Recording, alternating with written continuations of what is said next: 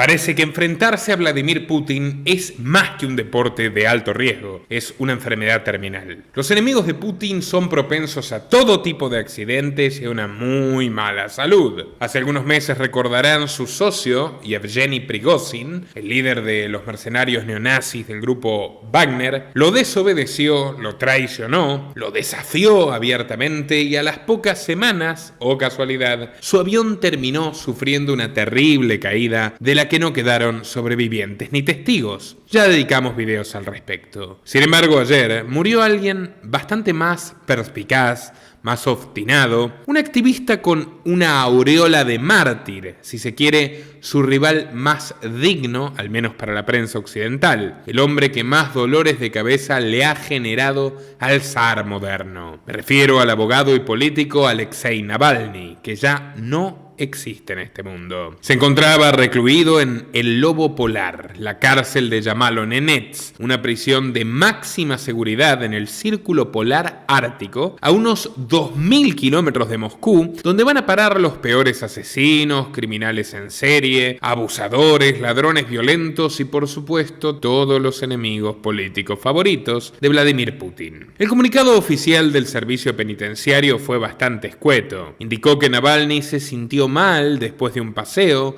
se desvaneció y luego de practicarle los procedimientos de reanimación pertinentes, los médicos constataron su deceso. Así de simple. Todo esto es un poco extraño teniendo en cuenta que el reo contaba con 47 años de edad, gozaba de una salud estable y el día anterior grabó un video sonriendo y haciendo chistes en su comparecencia ante el Tribunal de la Corte Suprema rusa. Cito: "Me estoy quedando sin dinero, les daré mi número de cuenta así me depositan algo de su jugoso sueldo", les dijo Navalny jocoso entre risas a abogados y jueces. No le dieron rublos, pero quizás le dieron una buena cata de polonio, tal y como cayeron otros rivales del Ocupa del Kremlin, que a través de su portavoz Dmitry Peskov se lavó las manos y por supuesto afirmó desconocer las causas del deceso, pero avisó que Putin ya había sido informado. Occidente también ya estaba informado y no tardó en escandalizarse. Cito: "El régimen ruso es el único responsable. Esa fue la sentencia del presidente del Consejo Europeo. Rusia tiene preguntas muy serias que responder", afirmó Stoltenberg, el secretario general de la OTAN.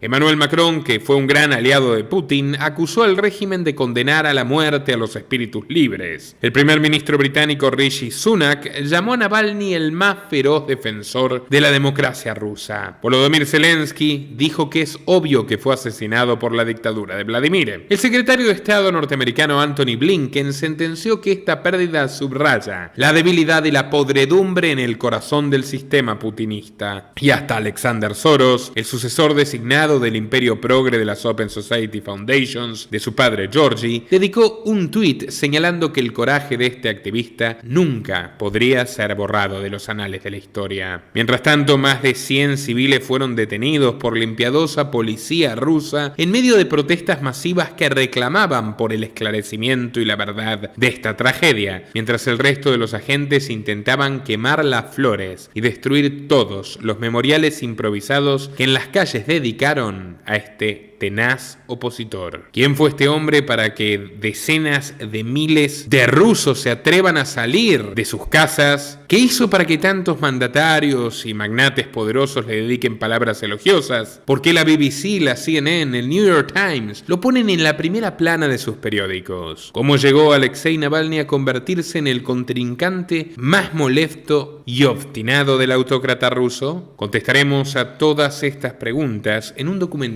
imperdible, intenso y muy interesante. Así que quédate hasta el último minuto y no te pierdas de nada. Comenzamos.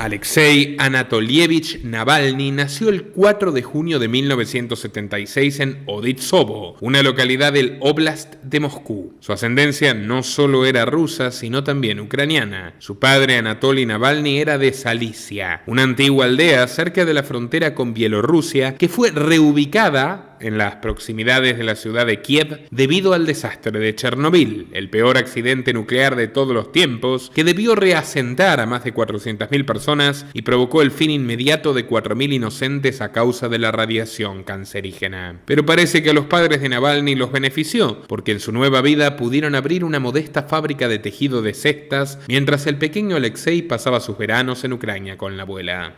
Las diferencias culturales y las diferencias legales que tenían los inmigrantes para integrarse a la perestroika lo llevaron a estudiar Derecho en Oxford de Rusia, la Universidad de la Amistad de los Pueblos, donde se recibió en 1998. No tardó en unirse a la política, sumándose al Partido Democrático Unido Yabloko, que por extraño que parezca, en los comicios de 1999 terminó apoyando, al menos parcialmente, con 18 votos de sus miembros, a un primer ministro llamado Vladimir Putin.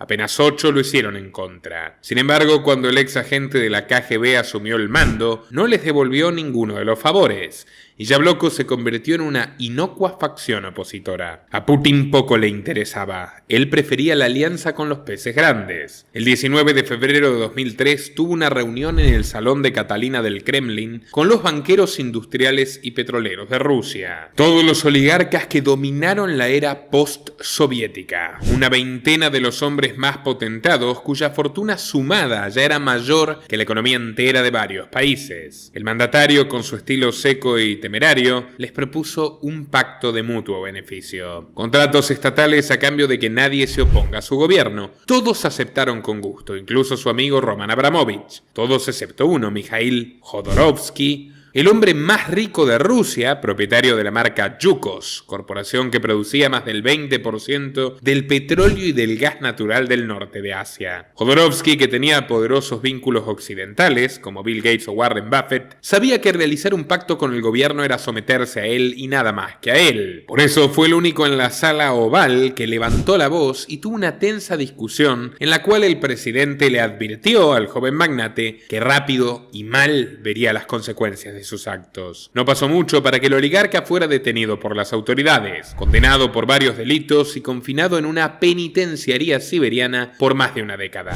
Yukos acabó siendo subastada y adivinen quién se quedó con el 60% de las acciones. Naturalmente la compañía Gazprom, el gigante estatal de Vladimir, que al día de hoy llena de gas los tubos del Nord Stream, la red de oleoductos que hasta hace poco llenaba de gas los tubos del Nord Stream, la red de oleoductos que atraviesa el mar Báltico y que buscaba calentar los hogares alemanes y de otros europeos que están pagando cada vez más cara su energía. Viendo el imperio tiránico que estaba erigiendo poco a poco este advenedizo monarca, percibiendo incluso que sus colegas ancianos y decrépitos se convertían en cómplices sumisos o disidentes estériles, un ambicioso Navalny apostó por su juventud y en 2005 creó el movimiento social DA, Alternativa Democrática, organizando interesantes debates políticos a través del canal estatal Moscú TV Center, donde increíblemente se podían escuchar voces críticas, fundamentalmente de veinteañeros, claramente desviadas del relato oficialista. Los 2 primeros episodios fueron un éxito rotundo, pero el programa fue levantado repentinamente. Navalny no recibió una respuesta oficial, pero por lo bajo, uno de los productores le avisó que la orden había llegado muy de arriba, por parte de Mikhail Lesin, el ministro de Prensa y Medios de Comunicación, que un año después recibió desde las propias manos del presidente Putin la Orden por el Mérito a la Patria, una de las condecoraciones más elevadas. Pero la historia no tuvo un final feliz, porque en 2011, y para sorpresa de todos, Lesin, hecho ya todo un magnate mediático, decidió mudarse a Beverly Hills para ayudar a su hijo Anton en el negocio cinematográfico de Hollywood. Putin se lo tomó como una traición personal, ya que el 5 de noviembre de 2015, su antiguo camarada fue hallado muerto en el Hotel DuPont Circle en Washington, D.C. Circunstancias más que sospechosas. Se dijo que había fallecido por un ataque cardíaco, pero las autoridades federales emitieron un comunicado indicando que pereció por un traumatismo contundente en la cabeza. Un informe filtrado para el FBI por el oficial del MI6 británico, Christopher Steele, agregaba que esos traumatismos habían sido provocados por hombres que trabajaban precisamente para uno de los socios de Putin. Hacía tiempo que en Rusia las tragedias se habían convertido en una costumbre cotidiana. Durante la noche del 7 de octubre del 2006, mientras el presidente celebraba su cumpleaños número 54, un sicario siguió a la periodista Ana Politovskaya al vestíbulo de su edificio y le disparó 4 veces en la espalda, cuando se disponía a subir al ascensor junto a sus 2 hijos pequeños. No era cualquier mujer, era la cronista rusa de ascendencia ucraniana que escribió el libro titulado La Rusia de Putin, Vivir en una democracia fallida, en el cual critica en forma minuciosa y muy fundamentada la política del Kremlin durante la Segunda Guerra Chechena, acusando al servicio secreto ruso, el FSB, sucesora de la KGB, de reprimir todas las libertades civiles para establecer una dictadura al estilo soviético, pero esta vez con mascarada constitucional y democrática. Al momento de su muerte, estaba preparando un artículo exhaustivo donde mostraría los vínculos de Vladimir con Ramzan Kadyrov, hijo del presidente checheno asesinado, que se encargaba de realizarle el trabajo sucio, como la tortura de un checheno que migrando desde Ucrania había sufrido golpes y descargas eléctricas hasta que lo obligaron a confesar crímenes que nunca había cometido. Todo, por supuesto, para librar de cargos a los propios sicarios de Putin. Politovskaya, a su vez, tenía lazos con Alexander Litvinenko, un espía arrepentido que había trabajado para la inteligencia rusa y que ahora se dedicaba a proveer información muy delicada al MI6 en Londres. Cuando ella visitaba Inglaterra, los dos intercambiaban datos acerca de Chechenia y las operaciones que allí acontecían. El asesinato de su colega enfureció a Litvinenko, que recrudeció sus críticas hacia Moscú. Había escrito 2 libros, Explotando Rusia, Terror desde dentro, y Grupo Criminal Lubyanka, en los que acusaba a los servicios secretos de colocar bombas en el triste atentado de los apartamentos de 1999, con el cual Putin llegó al poder. Hay pruebas contundentes de que se trató de una falsa bandera en toda regla. Comerciando información con otros veteranos de la KGB, recopilando obsesivamente material crucial de otros servicios de inteligencia y uniendo pistas, Litvinenko terminó en el centro de un laberinto de investigaciones que abriría una caja de Pandora sórdida sobre el líder de Rusia. Lo acusó de haber sido un homófobo homosexual reprimido, traficante incluso de pequeños, de haber estado personalmente involucrado en proteger el narcotráfico afgano organizado por Abdul Rashid Dostum y de tener negocios con Semyon Mogilevich, el capo de la mafia soviética, considerado por el FBI como el más peligroso del mundo a lo largo de toda la década del 90. Litvinenko ya estaba muerto cuando públicamente acusó a Putin de haberlo matado. 2 agentes infiltrados del FSB saludaron a su hijito en Londres y luego le dieron un delicioso té de limón y de polonio 210, un veneno letal que destruyó su cuerpo a lo largo de 3 tortuosas semanas. Litvinenko tuvo tiempo de descubrir que el 97% de la provisión mundial de este tóxico que lo estaba aniquilando provenía de Avangard, una instalación nuclear de la inteligencia rusa en la ciudad de Sarov, donde la antigua Unión Soviética construyó su primera bomba atómica. Antes de morir frente a los ojos irritados de su esposa, la noche del 23 de noviembre, el espía declaró: «Quizás tengas éxito silenciando a un hombre, pero un aullido de protesta recorrerá el mundo, señor Putin, y reverberará en tus oídos durante el resto de tu vida.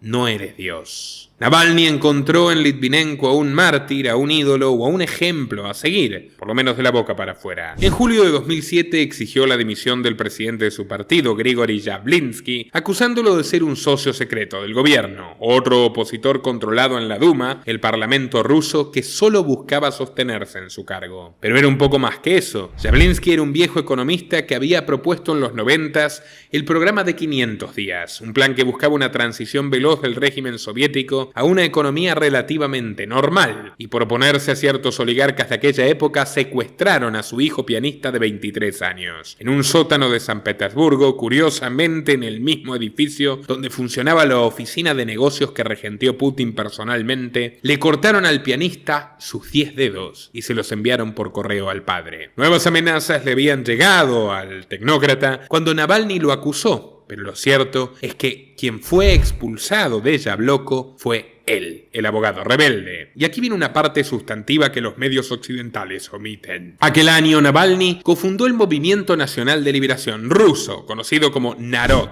que se alió con otros dos grupos nacionalistas, la Gran Rusia y el Movimiento contra la Inmigración Ilegal. Este último tenía como símbolo una cruz celta, utilizaba la bandera imperial y llevaba como lema Rusia para los rusos. De hecho, el propio Alexei había publicado varios videos ultrapatrióticos donde defendía la deportación de inmigrantes junto con su amigo y cofundador del Narod, Sashar Prilepin, quien fuera un filólogo que formó parte del censurado Partido Nacional Bolchevique ruso y que acabaría escribiendo un extraño ensayo que se rotulaba Una carta al camarada Stalin, cuyo narrador en primera persona es una conciencia judía colectiva que se culpa a sí misma de ciertos crímenes contra el pueblo y la cultura rusa. Un panfleto antisemita delirante. El ensayo fue rápidamente condenado y su autor acabaría siendo un aliado del gobierno de Putin al apoyar la invasión genocida a Ucrania en 2022, por lo cual recibió a cambio la Orden del Coraje entregada por el mismísimo presidente. Las divergencias entre los dos cofundadores llevaron a la implosión de su partido y a la bifurcación de sus caminos. En 2009, Navalny se convirtió en abogado y asesor político del gobernador de la díscola provincia de Kirov, Nikita Pelik, a través del partido Unión de Fuerzas de Derecha. Sí, oyeron bien. El mártir progre no tenía un pasado muy blanqueable que digamos. Este partido estaba conformado por políticos amigos del antiguo presidente Boris Yeltsin, como Boris Nemtsov, que en el 2000 habían apoyado con entusiasmo la candidatura de Putin, pero decepcionados por el duro estatismo putinista ahora se oponían con un discurso de promesas de privatización y mayores libertades económicas. Si bien en todas las elecciones presidenciales rusas habían registrado fraudes, la del 4 de diciembre de 2011 fue quizás la más grotesca, obscena y visible de todas. Por internet se propagaron videos filmados con celulares que mostraban a burócratas grises rellenando urnas de forma flagrante, transportando votantes en autobús de colegio en colegio electoral y hasta utilizando tinta invisible en las papeletas. No fueron tácticas aisladas, fue un fraude sistemático y global que requirió la complicidad de miles y miles de actores para ejecutarse, desde funcionarios electorales hasta choferes y periodistas de los medios oficiales. Putin ganó con casi el 50% de los votos, pero eso no se notaba en las calles, porque el 8 de diciembre Navalny encabezó la manifestación más grande de la historia moderna de Rusia. Más de 45.000 obreros jubilados y estudiantes ofendidos, hartos de tanta corrupción, se reunieron en la Plaza Roja de Moscú y el efecto se multiplicó en otras ciudades como San Petersburgo, donde se movilizaron casi 30.000. La policía acabó golpeando y arrestando a más de 300 personas, incluyendo por supuesto al propio activista, que mientras lo arrastraban por el piso hacia el patrullero le gritó a la multitud: «Veo suficiente gente para tomar el Kremlin ahora mismo». Con su típica sonrisa cínica, Putin atribuyó estas protestas a la financiación de la secretaria de Estado de Obama, Hillary Clinton, que buscaba una suerte de revolución de color. Muy lejos de la realidad, lo cierto es que la Fundación Clinton compartía financistas con Putin,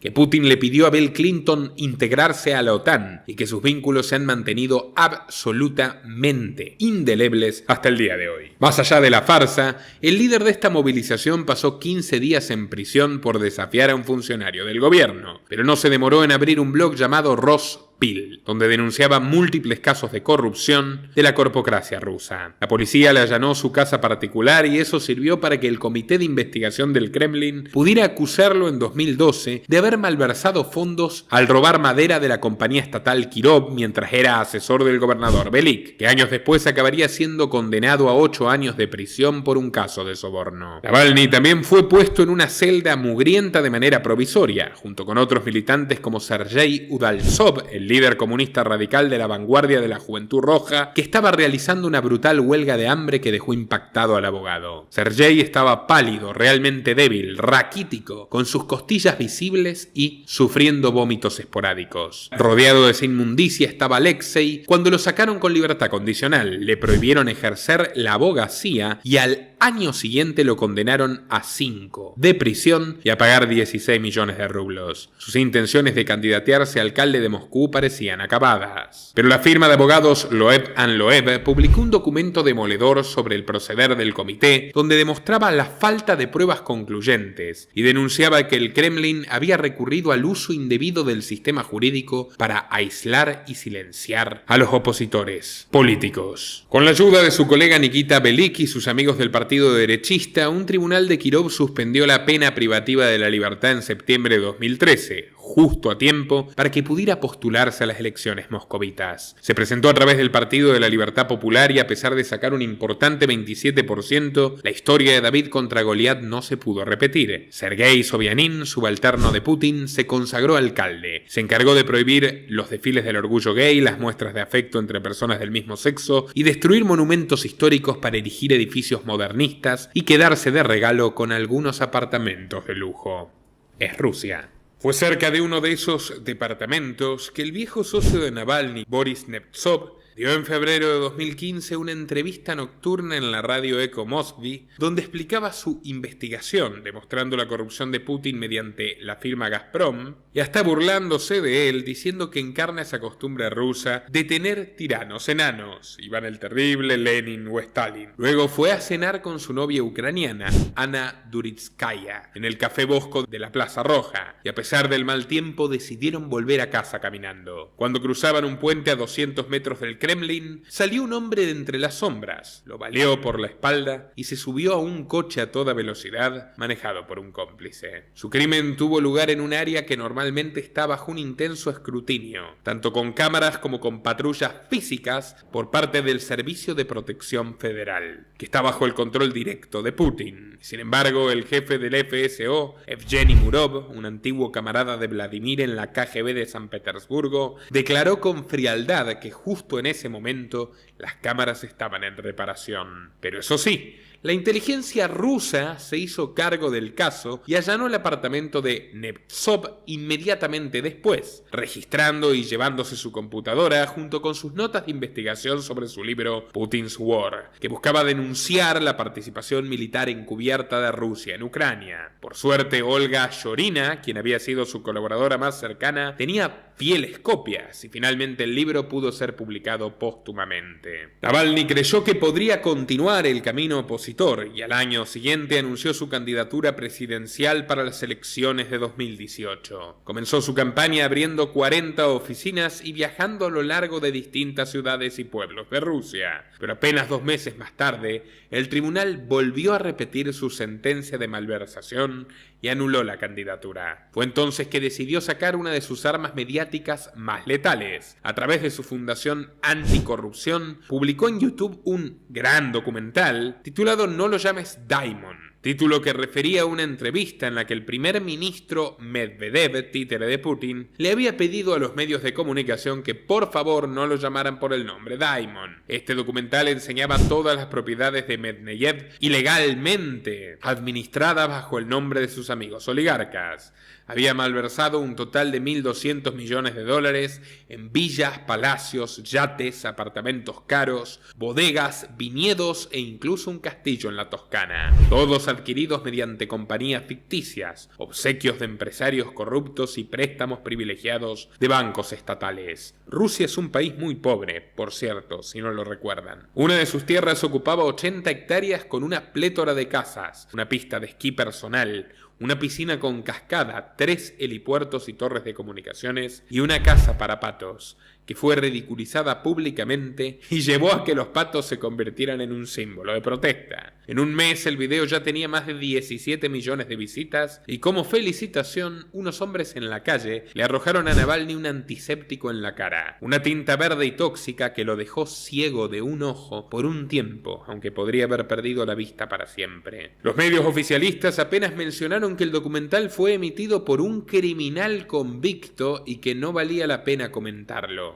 En el público impactó de forma diferente. El 26 de marzo, unas 60.000 personas participaron en protestas contra la corrupción en más de 80 pueblos y ciudades rusas, donde 1.030 de ellos fueron detenidos solo en Moscú. Y para julio las protestas se multiplicaron a lo largo de 154 localidades, con decenas de miles de manifestantes que llevaban patos de goma en referencia a la casa de Medvedev. Surgieron imágenes de policías rusos arrojando civiles al suelo y golpeándolos con ferocidad. A lo largo de 2018, Navalny continuó su campaña no oficial, entrando y saliendo de la cárcel como si se tratase de una puerta giratoria. Más que de la casa al trabajo, iba de las protestas a prisión y de la prisión a las protestas. Pasó quincenas y quincenas en celdas, condenado por impulsar marchas no autorizadas. Pero en una de sus estadías sufrió una extraña hinchazón de los párpados y múltiples abscesos en el cuello, espalda, torso y codos. Muchos consideraron que fue un envenenamiento de advertencia, pero ante su terquedad, en diciembre la Comisión Electoral Central en Rusia confirmó su imposibilidad de postularse. Como venganza, su Fundación Anticorrupción publicó un informe que mostraba cómo uno de los socios más estrechos de Putin, su chef, el magnate Prigozhin, estaba vinculado a una empresa llamada Moskovsky Shkolnik, que había suministrado alimentos de mala calidad a cientos de escuelas de Moscú, provocando un brote de disentería, con niños que sufrieron vómitos, fiebre, diarrea, deshidratación y muerte. El comité no solo acusó a la fundación de difamar, sino también de lavado de dinero y mandó a oficiales para allanar las oficinas regionales, sustrayendo todos sus dispositivos. Poco después utilizaron esa controvertida ley putinista para declararlo un agente extranjero ilegal que recibía contribuciones no solicitadas de un misterioso donante español que al cabo de un tiempo se descubrió que trabajaba bajo las órdenes de los servicios de seguridad rusos, en una trampa legal. Pero eso no bastó para calmar la furia del Leviatán. El 20 de agosto de 2020, Navalny abordó un avión en la ciudad siberiana de Tomsk para apoyar a los grupos opositores en las elecciones regionales. Volaba plácidamente cuando comenzó a gritar en forma desesperada desde su asiento, llorando y levantándose rabioso con los ojos rojos, mientras las azafatas trataban de calmarlo y ayudarlo. El piloto tuvo que hacer un aterrizaje de emergencia en la ciudad de Omsk, donde lo subieron a una ambulancia y le administraron una dosis de atropina. Tuvo 3 días en coma, conectado a un respirador. Mientras luchaba por su vida, los médicos confirmaron que había sido envenenado con Novichok, la misma toxina nerviosa que en 2018 agentes rusos le habían aplicado en Londres al doble espía Sergei Skripal y a su hija. El Ministerio de Relaciones Exteriores de Rusia acusó a las potencias occidentales de organizar una campaña masiva de desinformación. Leonid Rink, el propio creador de la fórmula del Novichok, acusó a Navalny de envenenarse a sí mismo. Exactamente la misma hipótesis que Putin dejó entrever a Emmanuel Macron durante una reunión privada. El activista fue enviado de urgencia a Alemania, lejos de las garras del Kremlin, y permaneció allí otros 18 días inconsciente, mientras el propio Prigozhin, que había sido acusado de enfermar a escolares, anunció que había comprado las deudas legales para adquirir la Fundación Anticorrupción. Bienvenidos a Rusia, tierra de prosperidad y expropiaciones. Con el correr de las semanas, Navalny fue recuperándose hasta que el 22 de septiembre fue dado de alta y comenzó de inmediato una investigación junto con Bellingcat, The Insider, CNN y Der Spiegel. Mediante datos de telecomunicaciones y viajes, lograron captar una señal de un teléfono celular que pertenecía a Alexei Alexandrov, uno de los integrantes del equipo de toxinas del FSB, que fue geolocalizado en aquel momento a solo unos cientos de metros del hotel donde se había alojado el opositor. Ese fue el hilo rojo que les permitió llegar al centro del laberinto. El 20 de diciembre, Navalny publicó un video que decía lo siguiente: Hola, sé quiénes quisieron matarme, sé dónde viven, sé dónde trabajan, conozco sus nombres reales, conozco sus nombres falsos, tengo sus fotografías. De inmediato mostró una grabación donde aparecía junto a un equipo realizándole una llamada telefónica a Konstantin Kudryavtsev, un agente del FSB que había estado involucrado en su envenenamiento. Utilizaron un software de suplantación de identidad para que pareciera que la llamada provenía de un número de la agencia, y Alexei se hizo pasar por el asistente del secretario del Consejo de Seguridad de Rusia, Nikolai Patrushev, para pedir pedirle explicaciones de por qué había fracasado la misión. El ingenuo de Kudryavtsev mordió el anzuelo y empezó a contar. Confesó que la toxina Novichok había sido aplicada en los calzoncillos de Alexei Navalny mientras se hospedaba en el hotel de Tomsk. Cuando le preguntó si tal vez el problema fue el haber administrado la dosis incorrecta, contestó un poco nervioso que no. Según tengo entendido, agregamos un poco más. Reconoció que el problema es que se había absorbido la tela con demasiada lentitud. Y agregó que el desviar el vuelo y administrar el antídoto rápidamente jugó un papel decisivo. Luego contó cómo lo habían enviado a Omsk 5 días después para recuperar la ropa y así eliminar rastros de Novichok antes de que otros expertos pudieran analizarlo. No esperábamos que todo esto sucediera, todo salió mal, confesó el agente con un patetismo tragicómico. Obviamente el FSB de Putin desestimó la grabación acusándola de ser un burdo simulacro, pero es interesante lo que respondió Putin cuando le preguntaron. Si Rusia lo hubiera querido muerto a Navalny, probablemente lo habrían hecho hasta el final. Conociendo muy bien su destino, el 17 de enero de 2021 el activista tomó un vuelo desde Berlín y aterrizó en Moscú una mañana tranquila, donde lo esperaban los cariñosos amigos de Vladimir en la aduana. Fue detenido y condenado a cumplir 2 años y medio en una colonia penitenciaria por violar la libertad condicional de su condena anterior. 40.000 manifestantes se reunieron en la ciudad para protestar, logrando ser una de las más violentas manifestaciones en Rusia en todo el siglo XXI. La policía antidisturbios no escatimó en golpes y balazos. Casi 3.500 manifestantes fueron arrestados a lo largo del país y quedó grabada la escena de una mujer embarazada en San Petersburgo que fue pateada por los soldados de Putin y hospitalizada con una lesión grave en la cabeza. Y Navalny aún tenía guardada otra bomba mediática, la más poderosa de todas. El 19 de enero publicó por YouTube un documental llamado El Palacio de Putin, la historia del soborno más grande, donde detalla todo el plan de corrupción del mandatario para poder erigir una de las mansiones más caras del planeta, probablemente la más, que costó $1.300 millones y se ubica en la zona aledaña de Geletsik, un complejo de 68 hectáreas con vista al Mar Negro, que incluye un palacio de hielo subterráneo, 2 helipuertos, un arboreto y un invernadero de 2.500 metros cuadrados, una iglesia, un anfiteatro, una casa de té, una bodega de lujo, viñedos, un criadero de ostras y una piscina de 80 metros. El lugar está completamente blindado. Todos los vehículos que entran en el complejo están sujetos a inspecciones en varios puntos de control y los trabajadores tienen estrictamente prohibido llevar teléfonos móviles con cámara. Está prohibida toda actividad pesquera en un radio de 2 kilómetros y el espacio aéreo sobre el entramado palaciego está cerrado para todos los aviones. La red de sobornos implicaba desde socios antiguos como Vladimir Kolbin, hijo de un amigo de la infancia de Putin, hasta familiares del presidente como Mikhail Yelomov. En 3 días, el palacio de Putin alcanzó las 60 millones de visitas y provocó unas no muy gratas sorpresas para Navalny. En febrero de 2021 lo llevaron a la colonia correccional de Pokrov, donde lo sometieron a un régimen impiadoso de tortura, despertándolo 8 veces por noche, dándole comidas podridas, sábanas rotas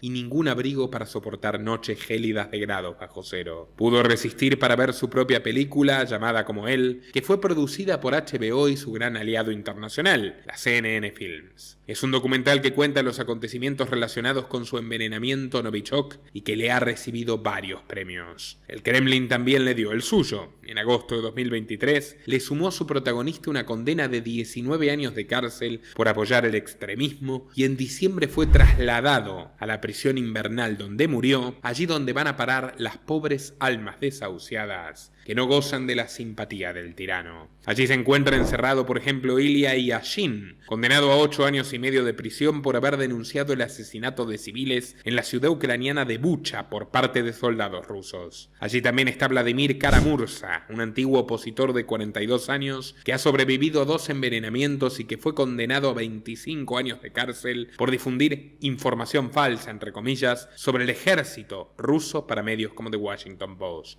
Y allí se encontraba Alexei Navalny hasta este 16 de febrero, un activista que de alguna forma ha cumplido su misión de mártir porque su muerte ha vuelto a poner a Putin en el centro de la tormenta. La viuda Yulia Navalnaya fue ovacionada por 300 mandatarios de todo el mundo cuando subió al estrado para dar su discurso en la Conferencia de Seguridad de Múnich, que es considerada el Davos de la defensa y que está ocurriendo ahora mismo en este instante en su edición 2024. Declaró que el presidente ruso será llevado a la justicia, que aquel día llegará pronto. La oyeron entre otros la presidenta de la Comisión Europea Ursula von der Leyen, el jefe de la diplomacia china Wang Yi, Volodymyr Zelensky, Antony Blinken, Kamala Harris, Gustavo Petro, el canciller alemán Olaf Scholz y el secretario general de la ONU, Antonio Guterres, quien pidió por un orden mundial que funcione para todos. ¿Como Rusia?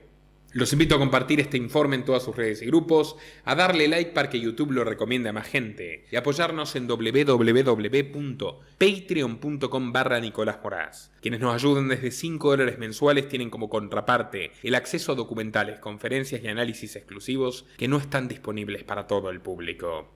Asimismo hay opciones para quienes quieran sponsorear o patrocinar su empresa en nuestro canal. Patreon.com/Nicolás Moraz. También pueden apoyarnos desde la opción unirse de YouTube, Bitcoin o los links de Mercado Pago que figuran en la descripción y en el comentario fijado. Sin más que decir, estimados amigos, me despido hasta una próxima ocasión. Nuestro trabajo depende de tu apoyo. Para que siga siendo posible, realiza tu aporte desde tan solo $3 por mes a través de Patreon, en los enlaces que figuran en la descripción o en el comentario fijado. También podés hacerlo vía Bitcoin o desde la opción Unirte de YouTube. Y si estás en Argentina, elegí el medio de pago de tu preferencia a través de Mercado Pago. Quienes nos apoyen en Patreon a partir de $5 mensuales tendrán acceso a análisis, entrevistas, conferencias y documentales exclusivos. También tenemos opciones para sponsors. Así que publicita con nosotros a través de patreon.com/Nicolás Moraz.